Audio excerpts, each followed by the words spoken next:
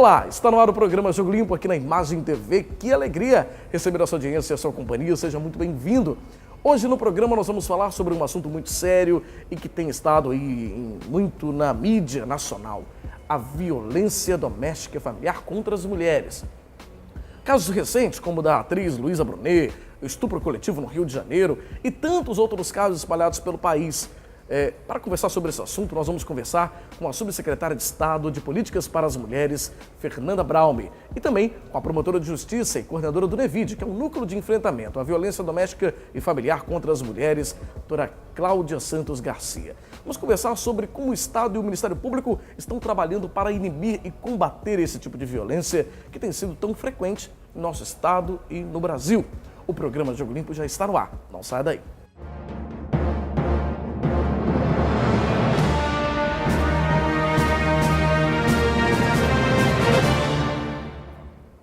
Bom, e como nós anunciamos na abertura do programa, as nossas entrevistadas de hoje são especialistas no assunto. Tratam isso no dia a dia, tratam da violência doméstica e familiar todos os dias. Eu converso com a coordenadora do NEVID, o Núcleo de Enfrentamento à Violência Doméstica e Familiar contra as Mulheres, do Ministério Público do Espírito Santo, promotora de Justiça, doutora Cláudia Santos Garcia. Doutora Cláudia, bem-vinda ao programa Jogo Limpo. Muito obrigada. Também a gente conversa com a subsecretária de Políticas para as Mulheres do Governo do Estado do Espírito Santo, doutora Fernanda Braume. Seja muito bem-vinda, doutora Fernanda. Obrigada, Fabiano. Uma alegria recebê-las no programa para falar de um assunto que não é tão alegre, né? Infelizmente, um assunto que não é tão feliz assim, que é a violência doméstica contra as mulheres. Né? Um assunto que é algo que a gente poderia já pensar, já deveria ter sido exterminado no nosso país, né, gente? Vemos num mundo tão atual, tão moderno, e os homens continuam batendo nas mulheres. Isso é uma coisa, assim, lamentável, não é verdade? É lamentável. Começando a falar sobre esse assunto, né, houve um caso muito recente, que foi o da atriz Luísa Brunet, que foi agredida pelo seu marido lá nos Estados Unidos. Estavam lá fazendo uma viagem e ela foi agredida pelo marido lá, pelo ex-marido, né? Foi ao Ministério Público lá de São Paulo e fez a denúncia. Esperou chegar ao Brasil, quase um mês depois, para fazer essa denúncia. Como você analisa essa situação, doutora Cláudia? Importante a gente deixar aqui claro, no primeiro lugar, que a violência doméstica é um dos fenômenos mais democráticos que existe. E por que eu digo isso? A violência doméstica, ela atinge a todas as mulheres, todas as classes sociais, raça, idade. Não há uma fórmula, você não tem uma vítima, um padrão de vítima. Essa notícia triste da Luísa Brunet trouxe bem isso à tona. Uma mulher respeitada mundialmente, uma atriz e modelo com reconhecimento internacional, sendo agredida pelo seu companheiro. As razões que levaram a Luísa a esperar desembarcar no Brasil para ter noticiado o fato, só ela pode dizer. Mas como promotora de justiça, eu vejo alguns fatores que fortaleceram ela no seu país de origem a levar o fato ao conhecimento da justiça. Aqui estão os familiares dela. A gente sabe que é muito importante a vítima ter o apoio dos seus familiares. Os amigos dela estão aqui. Ela estava nos Estados Unidos acompanhando o seu companheiro. Lá ele foi receber um prêmio, ou seja, ela teria que enfrentar mais preconceitos ainda, com certeza, num país estrangeiro. Ou seja, acaba sendo ela se sentindo mais com segurança, né? Mais confortável para lidar com um assunto que talvez, com certeza, talvez não a incomode tanto, né? Ser violentada pelo seu próprio marido. Com certeza. A Luísa, nos últimos dias, quem visitar o Instagram, o Facebook dela, pode constatar que ela esse assunto de violência doméstica contra a mulher vinha fazendo-se presente nas redes sociais dela. Ela comentou muito, posso exemplificar aqui, o caso do estupro do Rio de Janeiro. Então, assim, a gente vê que algo errado provavelmente já vinha acontecendo, ou então, ainda que essa tenha sido a primeira agressão que ela sofreu, a preocupação dela com esse tema. Pois é, e quando a gente fala de acolhimento, né, essas vítimas, a doutora Cláudia citou agora a situação dela se sentir mais acolhida, talvez no Brasil, né, ela estava fora do país. Aqui no Espírito Santo essa realidade está mudando, né, de acolhimento. A doutora Fernanda Braume, que é a subsecretária de Políticas para as Mulheres aqui no Estado, vai falar um pouco, né? O Espírito Santo está mudando essa forma de acolher a mulher que é agredida pelo seu marido ou pela sua família? Bom, Fabiano, o objetivo da Subsecretaria de Políticas para as Mulheres, que foi criada o ano passado, é justamente fazer com que esse atendimento, a política, ela seja transversal, ela esteja presente em várias áreas, não só na segurança, mas na saúde, na educação, para que a gente tenha realmente um outro olhar, né? Essa vítima, ela precisa ser encarada por todos os atendentes, por todos os servidores como vítima e que ela precisa desse atendimento. Nesse momento em que há esse sofrimento, né? Violência contra a mulher, uma violência doméstica, uma violência sexual, é uma violência grave aos direitos humanos das mulheres. Então a gente precisa de ter essa preocupação, esse olhar desse acolhimento, porque se essa vítima, nesse momento de sofrimento, buscar o equipamento público e ali não encontrar o apoio, pelo contrário, for revitimizada, nós vamos perder essa vítima. É importante, Fernanda, a gente até explicar para os nossos telespectadores como que seria essa revitimização, né? Porque ela ir, por exemplo, ao hospital, porque ficou ferida, machucada, depois ir na delegacia novamente, narrar totalmente, de novo, toda a situação, não é isso? Ela acaba sendo violentada mais vezes, não é isso? Sim, é o que a gente chama de revitimização, né? Essa vítima, o problema é que nós temos uma rota crítica. E todos têm que ser porta de entrada. Tanto a saúde, se esse for o meio que ela encontrou de buscar ajuda, é a saúde, os profissionais têm que estar preparados, capacitados para acolher essa vítima e não ficar julgando, né? A gente precisa que as notificações sejam realizadas pelos profissionais de saúde, porque essas informações são preciosas para o nosso planejamento. Nós precisamos que esse atendente, esse servidor que está na delegacia, ele faça o seu trabalho de uma forma imparcial, sem estar buscando formas de atribuir a culpa a essa vítima. Porque, na verdade, os fatos eles precisam ser relatados, a investigação vai ser realizada, mas naquele momento ela precisa de um acolhimento, ela precisa de um tratamento digno. Porque a gente precisa que essa mulher se sinta fortalecida ao buscar esses equipamentos públicos para o atendimento. É muito comum isso, né? De você colocar a culpa na própria vítima, não é isso, doutora Cláudia? Sim, extremamente importante essa humanização do trabalho que a doutora Fernanda vem pontuando aqui, porque a vítima, ela tem que ser bem atendida pelo servidor estatal onde ela chegar. É necessário que o servidor seja na Polícia Militar, na Saúde, no CREAS, no CRAS, no Ministério Público, no Judiciário, tenha esse olhar sensível para a vítima, evitando a revitimização que a Fernanda falava. Infelizmente é muito comum isso que a gente está falando, né? A mulher foi agredida porque ela provocou o marido, como se a justificativa dela ser agredida fosse aceitável, não é verdade? Isso é o cúmulo, não é verdade, doutora Fernanda? Um absurdo, né? Os conflitos, o ideal é que eles não existissem, né? Mas se há esse conflito, que ele não chegue às vias de fato, que ele não chegue à agressão física, né? Porque nós temos ali uma relação de poder, né?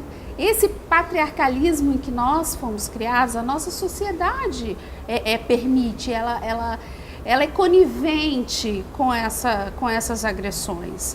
Então é muito difícil para a mulher ela sair desse ciclo de violência, ela buscar o atendimento. E, ao fazê-lo, ela precisa dessa escuta qualificada. Tá certo. Nós vamos para um rápido intervalo e já a gente volta. Não saia daí.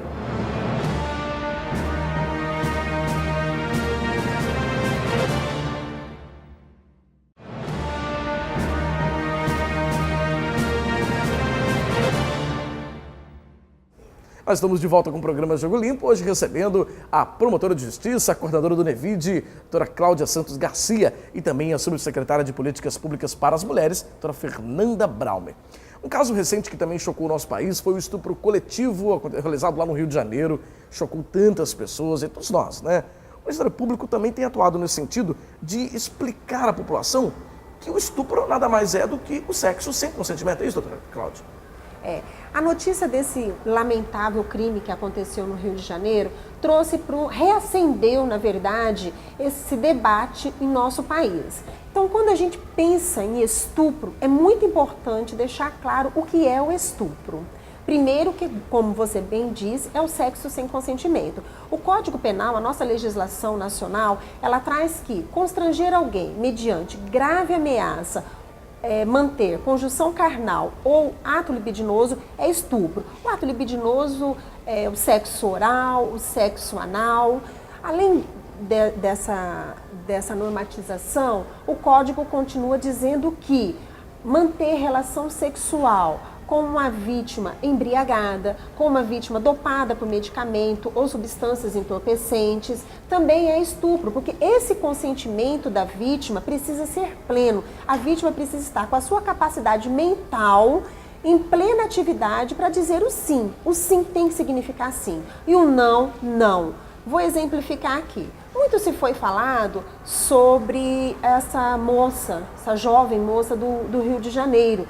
A gente vê notícias na internet que colocavam que ela tinha prática de ter sexo com várias pessoas. A questão não é essa. A pessoa pode ter o desejo, e pode ser prática habitual dela ter um sexo com várias pessoas. O problema está onde?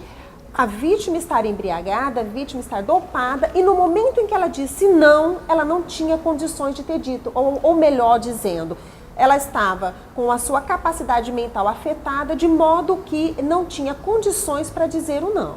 Ou seja, é aquela questão de, novamente, né, que nós falamos no primeiro bloco, a vítima ela é culpada por ela ter provocado aquela situação, né? Ou seja, ela sempre é culpada, né? É uma cultura também de culpar a vítima por ela ter sido estuprada, não é isso? Lamentavelmente, a gente vê isso, né? Nós temos um padrão. A sociedade, para aceitar o que é um estupro, ela pensa como um padrão. O que é o estupro na mente imaginária da nossa sociedade? O estuprador é um monstro, a vítima é aquela jovem, aquela mulher, ou a mulher jovem, adulta ou idosa, que é recatada, que atende os padrões que a sociedade coloca para ela, tá certo? É uma mulher honrada, de acordo com o que se atribui a honra, e o estuprador pega essa mulher de madrugada. É aquela vítima num beco escuro, caída e ensanguentada. Tudo que foge a esse padrão imaginário, a sociedade não reconhece como estupro. E daí isso que você disse, certo? A vítima é sempre a culpada. A vítima que não se enquadra nesse padrão é culpada. Doutora Fernanda, existe no nosso país também uma cultura do estupro, né? Fala-se muito disso. É isso mesmo? Sim, temos que reafirmar essa terminologia. Por quê? A sociedade tem toda uma dificuldade de encarar, de aceitar esse termo, mas ele é necessário que tenhamos isso em pauta, justamente porque esses padrões sociais que são, a doutora Cláudia mesmo citou, a sociedade ela constrói esses padrões, né? E o que está fora eles ignoram. A gente precisa sim discutir isso, o porquê da cultura do estupro. Você tem uma sociedade onde a vítima, né, do estupro, ela é sempre culpabilizada. Segundo, nós temos uma objetificação dessa mulher. Então a gente tem hoje o que a mídia, o papel da mídia, ela colabora em muito, né? Ela impõe padrões. A mulher hoje, e há muito tempo, né, a gente verifica na mídia, na história, que ela vende tudo, né?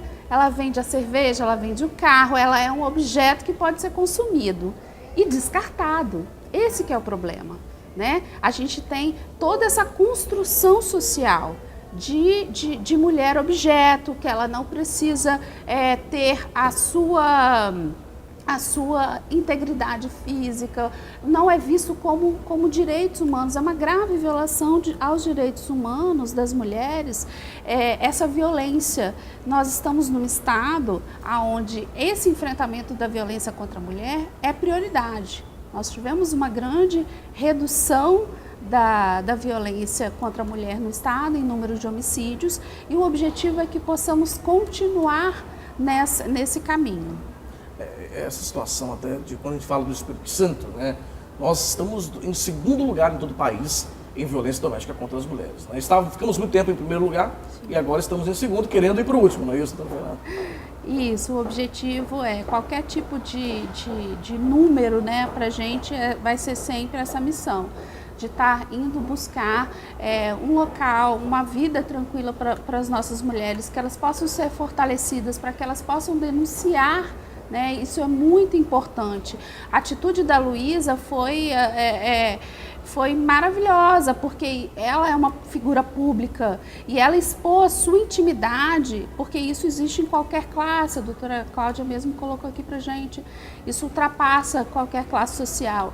Isso é um grande incentivo para que as mulheres que hoje estão sofrendo, estão passando por esse momento, elas possam vir a público, quebrar esse ciclo da violência, buscar ajuda, buscar os equipamentos públicos para denunciar.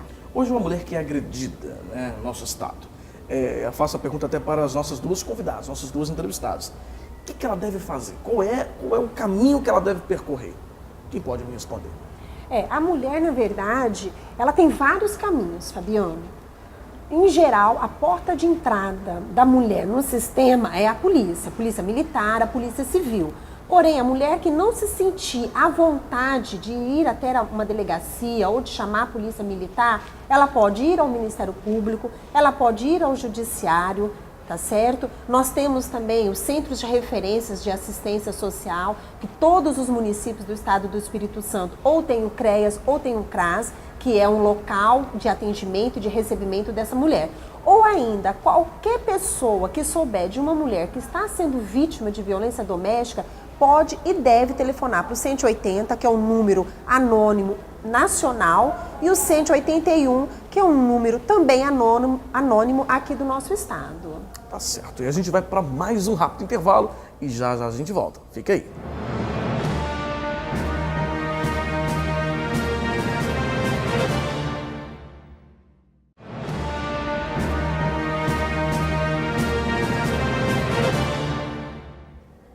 Nós estamos de volta com o programa Jogo Limpo, hoje conversando com a promotora de Justiça e coordenadora do NEVID aqui no Espírito Santo, doutora Cláudia Santos Garcia, e também com a subsecretária de Políticas Públicas para as Mulheres, doutora Fernanda Braume.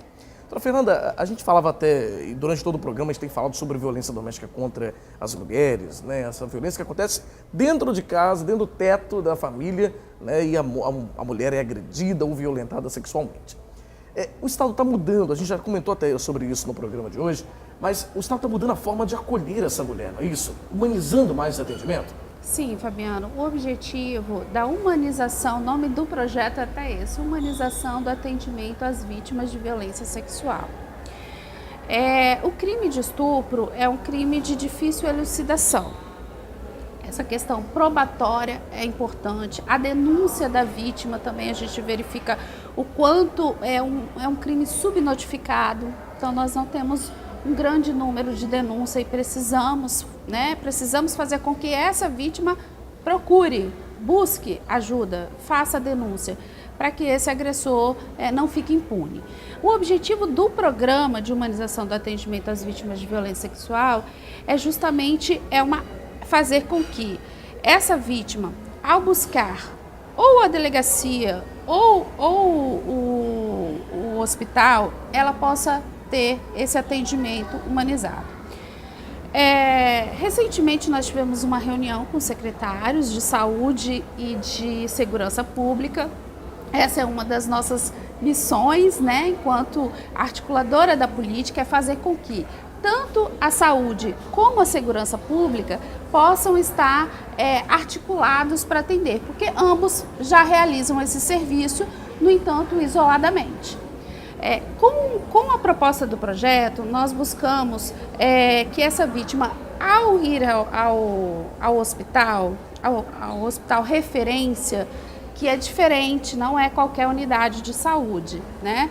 É um hospital que é credenciado pelo Ministério da Saúde, ele tem uma equipe multidisciplinar 24 horas para receber essa vítima, então ela vai chegar, vai ter esse acolhimento com psicólogos, assistentes sociais, ela terá a profilaxia, né? Todas as doenças sexualmente transmissíveis, há toda uma linha de cuidado com essa vítima. O médico vai estar fazendo essa coleta de vestígios para que essa prova ela seja colhida e essa cadeia possa ser respeitada até chegar ao processo judicial. Na verdade, está tendo um empenho, então, de todas as secretarias para que a gente consiga melhorar esses números, é isso? Isso, o objetivo é que eles possam estar trabalhando articulados, né? Nós já temos uma portaria, a portaria 288, que foi criada o ano passado, onde o Ministério da Justiça, o Ministério da Saúde e a Secretaria de Políticas para as Mulheres, eles elaboraram toda essa legislação, aonde vem detalhando, né, o passo a passo de como será esse atendimento por conta de todo o envolvimento de tantos profissionais. Então e aqui no estado nós estamos realizando um termo de cooperação entre as secretarias para que possamos estar trabalhando bem articulados, fazendo capacitação com os profissionais, porque eles precisam, né, de toda... Inclusive, o ano passado, nós já tivemos alguns médicos que receberam essa capacitação. Esse ano, há cerca de um mês, nós também tivemos uma outra chamada do Ministério da Saúde para estar capacitando os médicos, para estar fazendo essa coleta de vestígios. Quando a gente fala de capacitação, né, doutora Fernanda, a gente também lembra do Ministério Público do Espírito Santo, que realiza a capacitação da polícia em alguns projetos para combater a violência doméstica, não é isso? Isso. O Ministério Público, nós temos desde 2009 o NEVID, como você já vem anunciando, que é o Núcleo de Enfrentamento à Violência contra as Mulheres, porém ele só atuava circunscrito à Grande Vitória. Em 2012, o Procurador-Geral, consciente da responsabilidade, do papel do Ministério Público no enfrentamento à violência contra as mulheres, interiorizou o nosso núcleo. Hoje nós temos o núcleo da capital e outros 4 subnúcleos: Cachoeiro, Guarapari, São Mateus e Linhares. Na verdade são 5, Fabiano. Nós temos também o núcleo de Colatina. E o nosso núcleo, ele tem várias frentes de trabalho. A principal delas é fomentar políticas públicas. A gente busca a integração entre todos os agentes. Isso são feitos de várias formas. Nós fazemos reuniões, auxiliamos na construção de fluxos de atendimento à vítima. Nós já participamos de construção de fluxos, por exemplo, com municípios de Marataízes, município de Colatina, aqui na Grande Vitória. Hoje nós estamos fazendo o levantamento de toda a rede de atendimento às mulheres aqui da nossa capital. E outra frente também de trabalho que nós temos é a capacitação da Polícia Militar e da Polícia Civil. Foi feito em 2012, foi assinado um termo de cooperação com a Secretaria de Segurança Pública, onde o Ministério Público capacita as polícias civil e militar. Nós temos um projeto onde os policiais ficam, cada turma, 8 horas, tá certo? Durante 8 horas conosco, ele recebe orientações de uma assistente social, aonde é feito uma fala sobre a evolução histórica do direito das mulheres. A gente busca mostrar de onde que saímos, onde estamos e para fazer uma prospecção para o futuro. Temos também uma fala nessas 8 horas junto com a polícia. Eu falei aqui da Polícia Militar, mas essa capacitação também com a Polícia Civil. Ainda durante essas 8 horas nós temos a psicóloga que faz uma abordagem psicossocial. Ali ela fala sobre o ciclo da violência, por exemplo, que é tão importante para que os atores que atendam uma mulher vítima de violência, ele tem que entender sobre o ciclo da violência, para saber o porquê que a mulher demora para denunciar, por que a mulher volta para o seu agressor. Então a gente também passa essas orientações. E ainda dentro da capacitação da Polícia Militar e da Polícia Civil, a gente tem uma fala jurídica.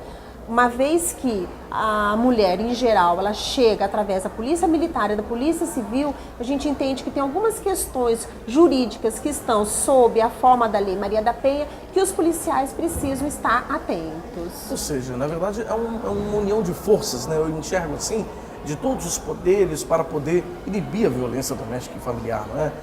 É como se fosse um trabalho conjunto mesmo, é isso?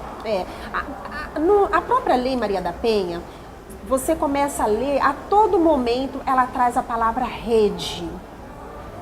Rede de combate, rede de atendimento, rede de enfrentamento. Ou seja, uma rede, você só se sente seguro, você só deita numa rede que é coesa, que é única, uma rede sem falhas, sem buraco. Ninguém sentaria numa rede que tem um buraco. E assim deve ser a rede que enfrenta a violência contra a mulher. Por isso que nós, no Ministério Público, diuturnamente, a gente faz essa integração entre todos os agentes, buscando o quê? Que cada um entenda a importância do seu papel nessa rede de enfrentamento, porque a gente sabe que a falha de um dos atores pode significar a morte da mulher. Muito bem, quero agradecer muito às nossas entrevistadas, falando hoje sobre violência doméstica e familiar contra as mulheres. Muito obrigado, doutora Cláudia Santos Garcia, que é a nossa promotora de justiça e também coordenadora do NEVID. Obrigado e volte mais vezes ao programa Jogo Lindo. Sempre à disposição. Muito obrigado. E também a subsecretária de Políticas para as Mulheres do Governo do Estado, a doutora Fernanda Bravo. Muito obrigado, doutora Fernanda. Agradeço a oportunidade, Fabiano. Grande abraço. E a gente encerra aqui o programa Jogo Limpo de hoje, agradecendo a sua audiência e a sua companhia. Lembrando também que o nosso programa inédito é exibido todas as quartas-feiras, às 7h30 da noite, aqui na Imagem TV, com 2 reprises diárias, às 11h30 da manhã e 7h30 da noite. Você também pode mandar uma sugestão de pauta pra gente. O e-mail é contato@fabianorossi.com.br. Acompanhe também o nosso programa pela internet. O endereço é imagem.tv.br/ao vivo. Obrigado pela companhia. Até semana que vem. Tchau.